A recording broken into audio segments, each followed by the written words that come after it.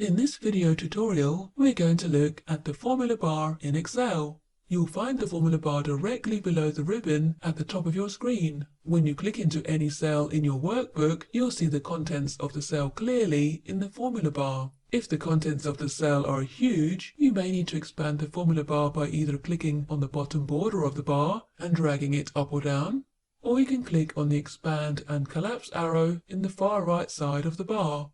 The formula bar is useful for editing and entering data into a cell and for seeing if the cell contains a formula or not.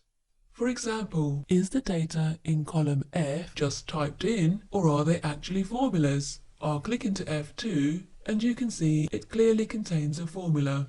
If I double click, you can even see the cells contained within the formula, B2 to E2. I'm just going to press Escape on my keyboard to jump back a step. If you look at the cell F14 at the bottom of the list, it's showing a series of hashes. Let's see what's going on.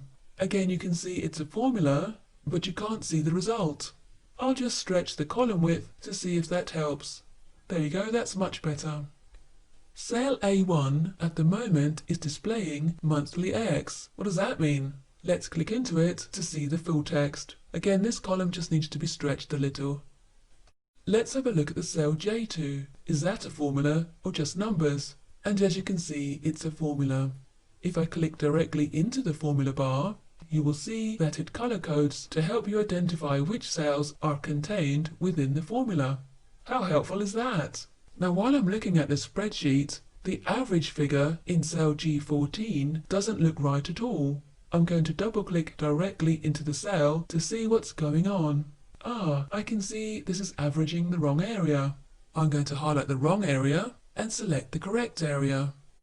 Now, to accept the amendment, I can either click on the tick next to the formula bar, I can click the cross to change my mind, or I can just press enter on my keyboard.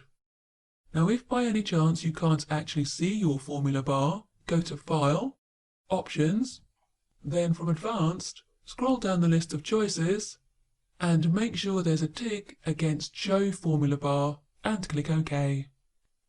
So in this video, we've had a quick look at the formula bar in Excel.